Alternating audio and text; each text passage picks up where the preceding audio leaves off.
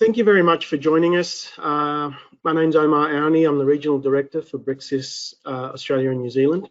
And I'm joined today by my colleague Sagar Thorat, who will be demonstrating some of the technologies that we'll be discussing shortly. Hopefully by the end of this session, you'll have gained some further insight into how artificial intelligence and machine learning in particular can help you and the whole industry deliver better projects. So let's start with a few definitions, because I think just like BIM, if you were asked to ask a group of people if they understand what AI and machine learning are, most will say, you know, they do understand it, but the reality is not too many genuinely do. So if we start with intelligence, intelligence has been defined in a lot of ways over the years, and you know, it's the capacity for logic, understanding, self-awareness, ability to learn, you know, reason, plan, being creative, critical thinking, and so on.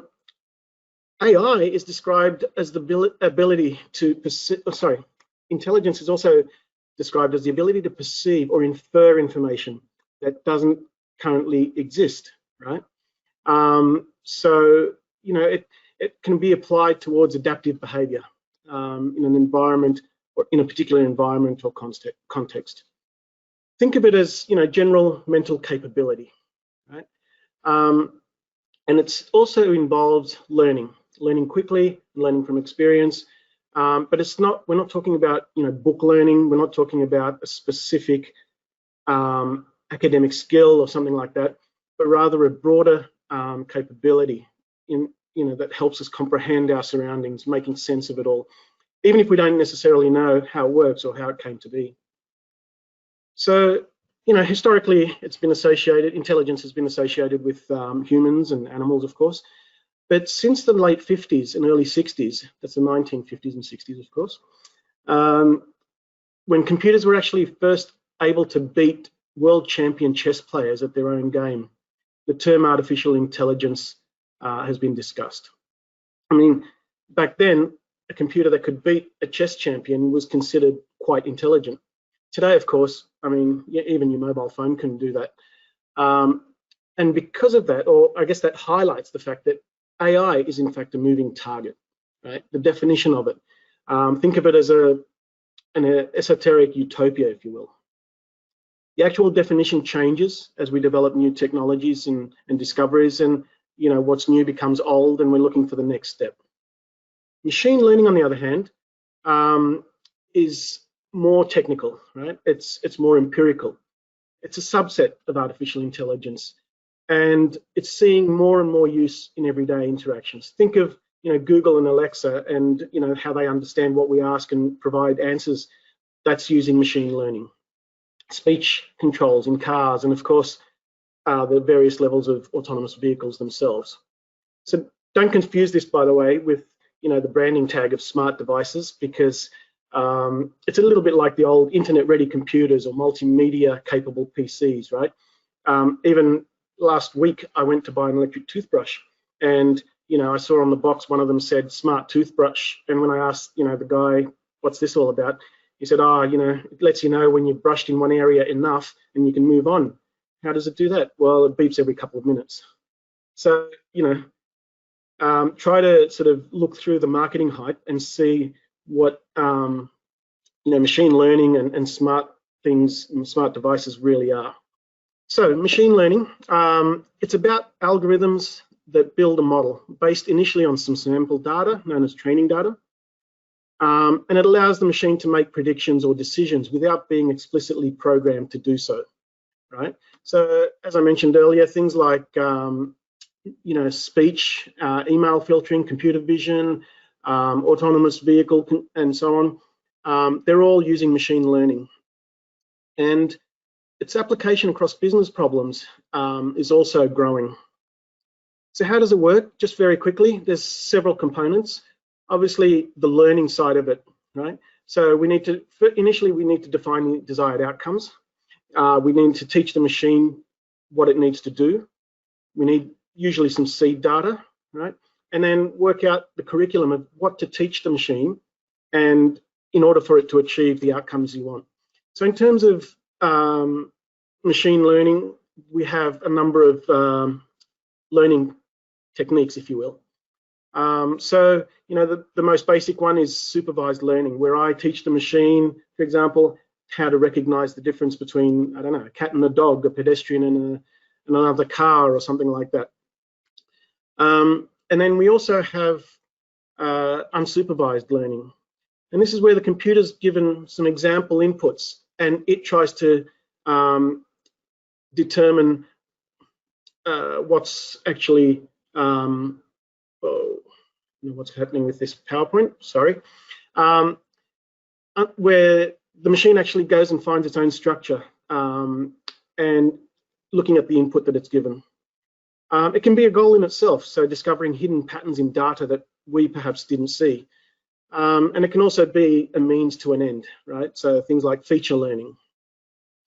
There's also reinforcement learning, and I quite like this one because it's a little bit like my kids. You know, you kind of give them rewards and so on, but it's generally done with tokens and things like that. So we tell the machine to go and try and find or try and gain as many tokens as it can, which are, you know, the incentives. And the machine goes and figures out what it needs. It can even change what it needs to learn. So it's changing its own curriculum to suit whatever it needs to do. There's a few other things that are involved, of course. So we have things like, you know, optimization. So it's not all just about learning. In terms of optimization, you know, it's trying to figure out how many times it got things wrong or right, and how it can improve that ratio. There's anomaly detection, where, you know, it can prioritize, again, what it needs to learn to be better at what it does. And then we get into the really high end of town, which is things like neural networks and so on, where you break the actual learning parts down into several modules, and they all share what they've learned with each other, so that the whole system gets better at doing what it does. Obviously, there's a lot more. You know, there's things like federated learning and so on. But how does this all affect you? Well, imagine if machine learning, you know, took away all your mundane, error-prone, repetitive tasks that you do, and allows you to focus on the high-value things, you know, decisions and aesthetics, function, and so on. You know, this is what computers have promised us all along, from long ago, and now they're finally able to start delivering. The other thing they can give you is far greater insights into what's going wrong, or better yet, what may go wrong soon, right? It can pick up patterns that you haven't noticed yet, and it can help you take preemptive actions, so that if something does go wrong, you can either avoid it, or you can mitigate, you know, the damage that's caused. You know, it's going to make, I think, machine learning will make things like progression of drawing boards to CAD and BIM look like baby steps in comparison. But of course, they were or are necessary evolutionary steps. So with that quick intro, I'll hand over to Sagar, who will just show you firsthand some areas where BricsCAD is currently using machine learning to help our customers. Over to you, Sagar. Thank you. So we will begin our BricsCAD's machine learning journey with quick build. So we will look at this building mass volume, and what we will do is that we shall use the quick build tool to automatically detect walls, floors, and slabs. So the machine learning algorithm here has run a volumetric analysis on this particular model, and it will be detecting building elements smartly. After this, what we shall do is we will be classifying these building elements. We'll be isolating them and checking that if our algorithm worked perfectly. And this also allows us to further add building properties such as gross volumes. So what we would do, we can now move on to adding some custom properties, which will now combine the power of machine learning with your human intelligence, and you can keep adding more and more of these, and you're able to get assistance from the machine learning capabilities of BricsCAD. In this case, we're adding a formula which will divide the gross volume by the total gross area, and hence we will get a value for the particular volume. And here you can see that my compactness ratio is about 4.38. And this is again a very quick way of building things, and initial tender design phase, you're able to present this to your clients in a much better way.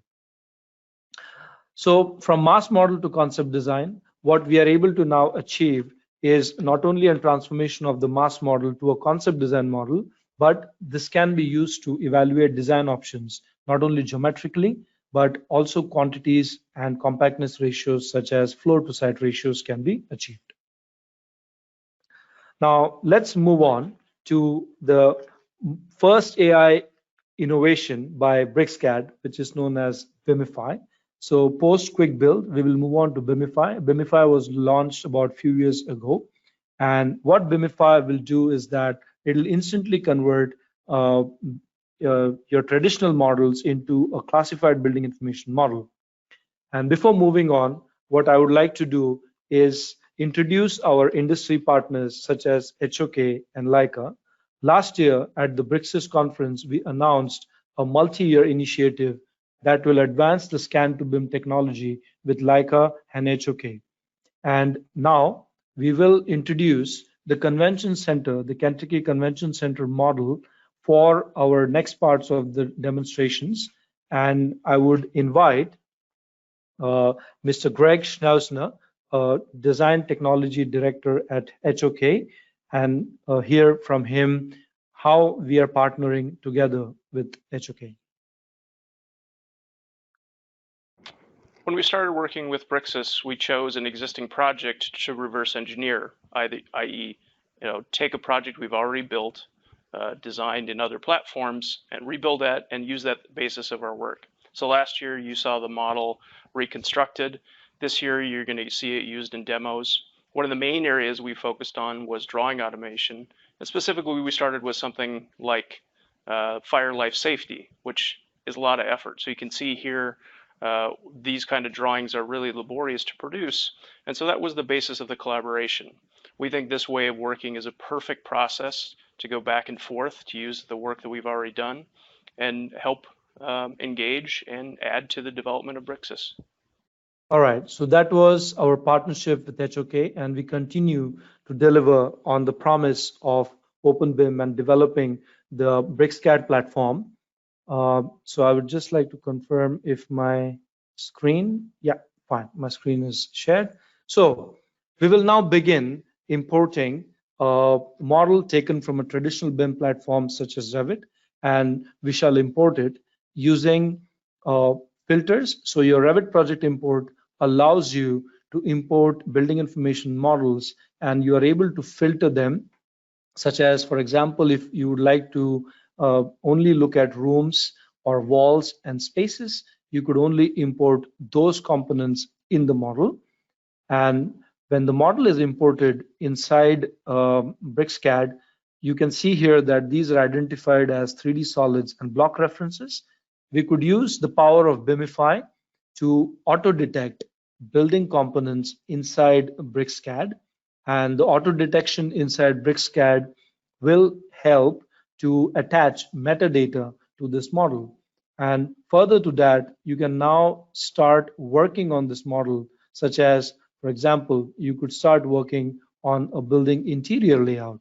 And with this power of converting any 3D solid model to a building information model, BricsCAD is offering a complete open BIM platform to the entire industry, which we hope to improve further with more machine learning tools such as BIMify.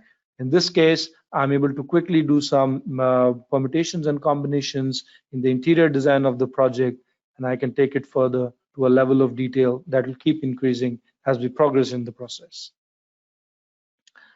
All right, so now let's look at the star of machine learning in BricsCAD, and the tool is Propagate. So Propagate is basically propagation of an idea, of a detail into your architectural or structural models. So now let's look at these walls, basically, which are an enclosure to the ducts. And we have now created a particular type of a plaster board which has the fire properties embedded inside it. And we will first attach that type of a wall to these duct walls, we will move into our details panel. These are parametric details which have been predefined as part of our design process. And now a simple drag and drop will take help of the machine learning inside BricsCAD and identify the locations where this particular skirting board of 60 mm is applicable. And BricsCAD identifies that there are around 48 locations where this can be applied, and we can immediately accept or go zoom into these particular locations and allow it to accept these, and the modification in the model will be visible in all the locations. So now you can see that this skirting in a flash of a second was attached to all of these walls in the entire 128 locations. So this is the power of machine learning that BricsCAD offers during your building information modeling process. Further to that, we are also collaborating with industry partners like IFC and BCF to open up the BIM world. And with the help of the BIM RV SDK, we are now able to import different sorts of models as well. Now, for this demonstration, we will look at the truss, which is part of the Kentucky Convention Center. And this truss is missing certain critical information, such as details at critical junctions at the bottom part of the bottom girder of the truss. Here we can see that we have a BCF panel, which is integrated inside BricsCAD. In the BCF panel, we see there are about 17 issues, and we have identified this particular issue, which is the most critical issue, and it has been identified in particular locations. So here you see that there is an unresolved detail between the main beam and the sub beam. There are certain predefined details that we are proposing and propagating now with the use of machine learning, propagating this detail in the entire model, and machine learning will basically search, run the algorithm, and find that there are about 48 suggestions. So here you go. This is where machine learning will assist you in your building information modeling process and design process. Now we have immediately applied 48 details in all of these locations, and this can further be documented using the BCF format, and this can then be sent as an IFC model to a structural engineer or somebody who is using a fabrication software to fabricate these particular plates or beams and check the integrity of these structures. Now let's look at the export of IFC. So here I would like to point out that BricsCAD is IFC certified, and we are an international member of Building Smart. We are able to export this entire truss as an IFC model, and by doing so, we can export it as IFC 2x3 or IFC 4. You can open it in an IFC viewer or in any software that accepts IFC as its collaboration platform. Here we are opening the Bricsys 247, and using the Bricsys 247, we are now able to open this IFC file, have a look at this truss, and find the components inside this truss and check the integrity of the metadata. And this is the power of OpenBIM, where you're able to, at the same time, get a model from a third party or any other traditional BIM platforms, bring it into BricsCAD, use the power of BIMify, propagate, create details, and then share it using the IFC platform. In the interest of time, I'm just going to move a bit faster. Now, let's look at how we have integrated machine learning in one of the most tedious tasks of this decade, which is Scan-to-BIM. So Scan-to-BIM applications have been picking up in the industry. And what BricsCAD has done is it has used its multi-threading capability in coding to complement the multi-threading capacities of your chipsets that your processor uses. And by this, you are able to import almost 100 GB point clouds very fast. And we are able to bring in E57 files. We are able to crop these point clouds. And let's say now I'm going to particularly define an area. I can get into this bubble, which is your scan location. You can actually go inside the scan location, identify the objects. You can review the scan, and later, further to this, now I would like to use the auto detection tools, the machine learning tools inside BricsCAD to create a volume section. And by creating a volume section, we are actually identifying flow plates. And these flow plates will have further, we can use these flow plates to create your 2D plans. Now, the 2D plans is basically a connected line work. We will automatically detect walls, and we will open this 2D drawing as a new drawing. It's also possible to open it in your same drawing. So now you see that the AI assist or the machine learning is actually scanning through the point cloud at a particular level and automatically creating 2D line work with a background raster image. This 2D line work now can be optimized, and further you can use it for your Scan-to-BIM. So that's about 2D AI, and now let's move into 3D auto detection of surfaces. We can now move inside this particular scan view, and we will use the fit planar command. Fit planar is another AI assist tool which basically scans through point clouds and identifies rectangular surfaces of walls. In this case, you can look at the left window how we are automatically detecting using this joystick. So it's more like a gaming interface. You use this joystick to determine your surfaces, determine your floors, determine your walls, and move faster in the Scan-to-BIM process. This wasn't possible 2 years ago or 3 years ago, maybe with third-party application tools, but now with the power of BricsCAD and machine learning, it's possible. And this is where BricsCAD has, or Bricsys has, more data scientists and PhD holders in their development team and their technical team than perhaps we have other salespeople, for example. So in this case, we are now using the fit planar even externally. And now by hiding the point cloud, I'm able to see what I was able to generate within 30 seconds. I was able to create a room, and this is accurate to the point cloud data. So the better your scan, so let's say, for example, if you use the world-class Leica scanners to do your scanning at an accuracy of 1 millimeter or 0.5 millimeters, then your Scan-to-BIM models are going to be even better. Further, you can actually combine this scanned point clouds with actual BIM data and create amazing documentation using BricsCAD BIM's tagging techniques or documentation techniques or annotation techniques. All right, for the last part of the session, now we would like to move into the collaboration between Leica and Bricsys, both being part of the Hexagon family, and we are working very hard to improve your Scan-to-BIM workflows, not only the standard survey workflows, but also the high definition scanners such as the Leica scanners, which can be used, mobile scanners which can be used, or the RT360, which also can be used as on your tripods.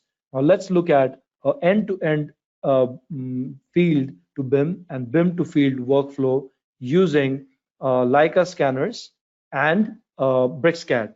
Now, this is a full end-to-end workflow to digitize reality. So using the Leica scanner, we are going to capture this particular auditorium, and we will then further export this as an LGS file or a point cloud file and take it into BricsCAD. So let's get started. First, we will be at the site using the Leica MS60 and Leica RTC360, and with target points set inside this auditorium, our team of technical specialists will be acquiring this scan data and combine it with the survey data. So using your mobile device, you're able to run your pre-processing of your scan, and once your scans are in there, you can actually now start adding these IDs using your MS360, which is your accurate geospatial locations of those particular points that you have placed them to be identified. And let's now move on. We will now export this model into BricsCAD, and BricsCAD has a direct plugin of CloudWorks sitting inside BricsCAD, which can further be combined with the power of BricsCAD's direct 3D modeling and building information modeling, and CloudWorks auto detection tools can be used as well together with BricsCAD. And this speeds up your Scan-to-BIM workflows literally 5x. And this is the best in class technology that you can make use of for your Scan-to-BIM projects. Here, we are now created the building information model. We are going to upload it to Bricsys 24/7's common data environment for transferring this data to Leica Icon. And Leica Icon can be used on site for detection of these points and for positioning of these points further. All right, so that was in short the AI, the BIM, the machine learning, and how BricsCAD is moving forward in changing the game in the industry today. So partner with us, let us know how we can improve your workflow. So with this, I would like to end this session, and I would ask Olga to please take over. Hello, everybody. Sagar, would you like to on the introductions? Sure. So because I didn't hear the first part of Olga, probably there was some. All right. So welcome everyone to this panel discussion on AI and machine learning in the AEC industry today. We have a stage of panelists here, industry experts, and I would like to introduce Ben Harlan. Ben Harlan is the digital design and delivery practice lead for Mott MacDonald. Our second guest here, Holger de Groot, CEO and founder of Pensate Australia. He's also on the board of directors at BSA and a sessional lecturer at UNSW.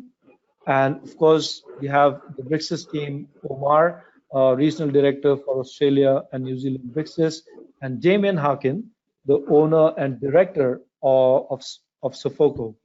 So it's a pleasure to be moderating or to be assisting on this. So let's get started. So my first question to start the discussion here today would be, how widely do you see AI and machine learning, I would rather just say machine learning, currently being applied across AEC industry today? Yeah, that's clear. Thanks. I'm happy to jump in first. I'll say in general, it's pretty weak AI.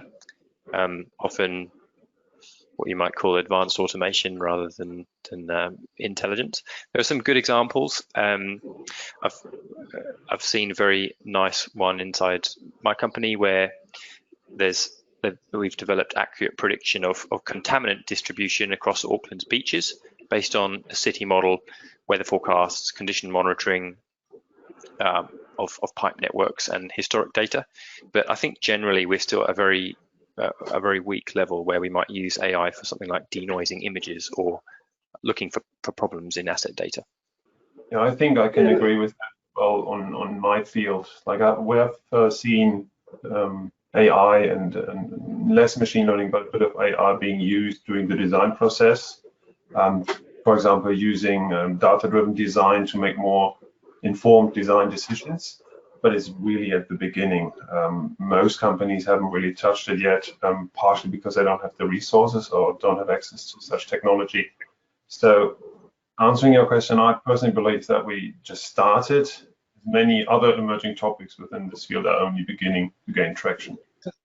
Say that there's been little use of these tools so far amongst our clients, but I'm excited about things like just Propagate. It allows, well, typically something would be drawn in 2D as a typical detail, and the builder has to apply this detail all through the job. But now we're able to actually model that complex detail and propagate it through the model. And it means when you get quantities out of the model, like the length of skirting board, for example, in your example, you know, the information is there. And it would be impossible or just too difficult to model it all manually. So yeah, that becomes very significant. I think also to Ben and Holger's points, perhaps machine learning in our industry is a little bit behind compared to others, predominantly because to get going, you really need some data to start learning with. So Ben, in your example, you had a city model, you had a lot of information about how things, how chemical spills propagate. But I think, at this stage, we're a little bit like the old days with blocks where people didn't want to share their AutoCAD blocks. People don't want to share the data about their projects. But if you think in another, I'm not going to predict how long, let's just say it's 5 years, and people are happy to share information just like we do with Google about driving and so on, where in return you will get a lot of insights into projects in your area or in your field of specialization using all that data. All right, so those were, we moved from understanding AI in terms of how you depixelate, or that's something like which is very flat 2D in terms of images, to pipe networks, to using propagate. So it's really mixed, it's there, but it's in bits and pieces. That is what we take away from this particular question. So now let's move on to the next question. And let's say, I'll move on to the third one. The third one is, what benefit would the industry gain by implementing AI machine learning in the construction process? Should I jump in? Well, I expect that AI and machine learning in the construction industry will definitely increase efficiency throughout the entire value chain. So starting from production of building materials to the design and documentation process, and then of course in the construction process as well, using all the data that has been summarized and developed over these spaces. As I mentioned before, we started with design during the design and planning process, but AI and ML could also simplify the process of clash detection and coordination during construction. So using, for example, existing building information models, using data that has been gathered on site, for example, by drones, cameras, and then automatically comparing the as-built and the virtual model, the building information model, to see where things do not line up, and then come up with solutions, or actually changing the documentation or the designs so it actually fits again and it can be fixed in a short period of time. I think it also allows us to tackle more complex questions. The more we get humans thinking a little bit like, we get computers thinking a little bit like a human mind, we're able to use things like fuzzy logic or neural networks to tackle very complicated things, which at the moment is just too difficult or too time consuming to write very, very complex traditional programming to solve. But if we're happy with an approximate answer from something like a neural network, we're able to do more and more complex analysis too. I think we're just at the beginning. At the moment, to BIMify a model, the BIMify AI has been trained on a lot of well-defined BIM models where everything's been classified already. And so it learns that this is a column and that's a beam, and we can then BIMify a dumb model and recognize the columns and beams. I think that can go a lot further. If we've got properly labeled spaces and BricsCAD can handle spaces and floors, we could BIMify a model and recognize the kitchen and the lounge room and the bedrooms. And from that, you could start to build a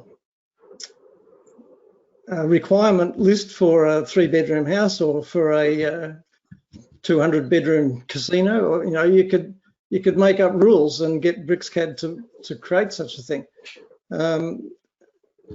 just by knowledge of the ones it's been trained on.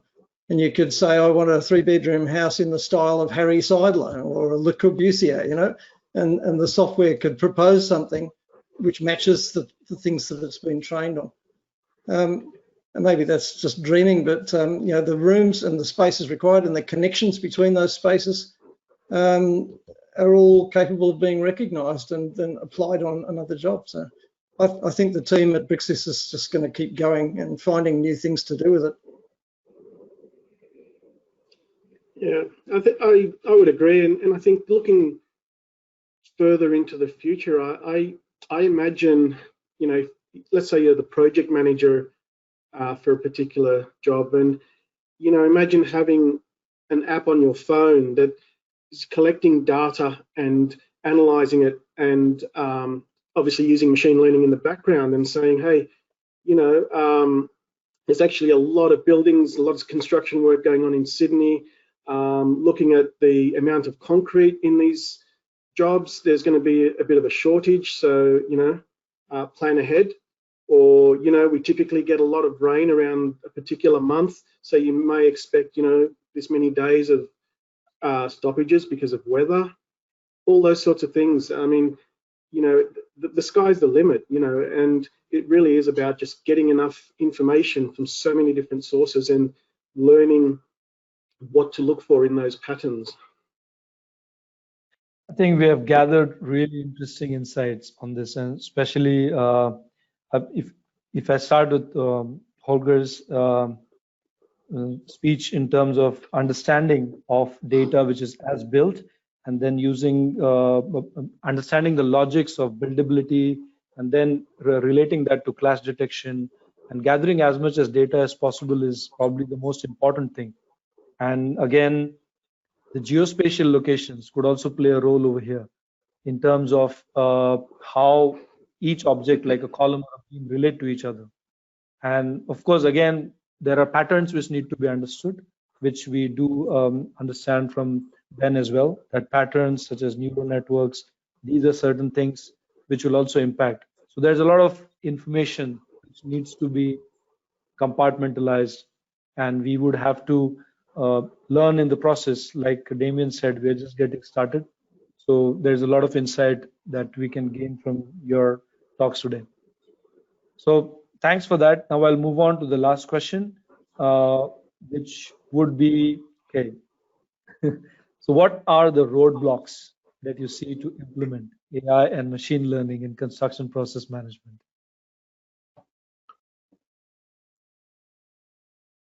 I have strong views on this, so I'm happy to jump in first. I think there's, in the AEC industry, there's a bit of hesitation to absorb non-traditional roles into our teams. So having data science embedded in teams of engineers.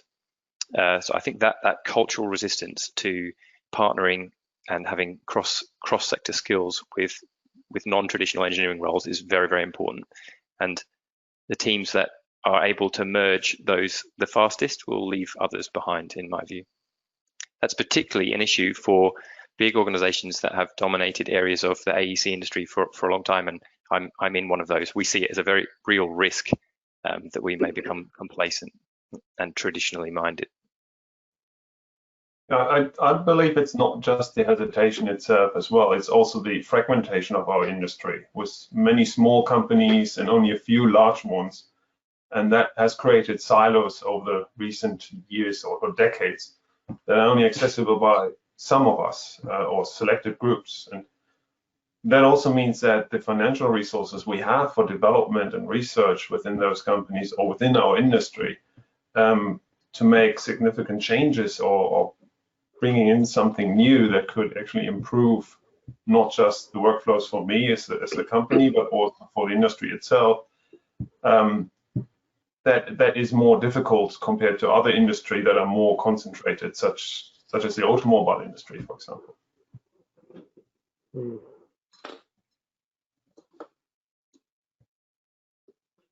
Damien? Omar, Damien. Oh, sorry. Yeah, look, I think to add to that, perhaps, you know, I'm going to go back to data. I think there's a lot of companies that aren't collecting enough data to make meaningful decisions from that. And if they do, I know a few that do, they're not willing to share that information. And it's only when you start to share that data in exchange for greater insights that we'll get further progress. I think the fragmented marketplace that Holger mentioned is also another one.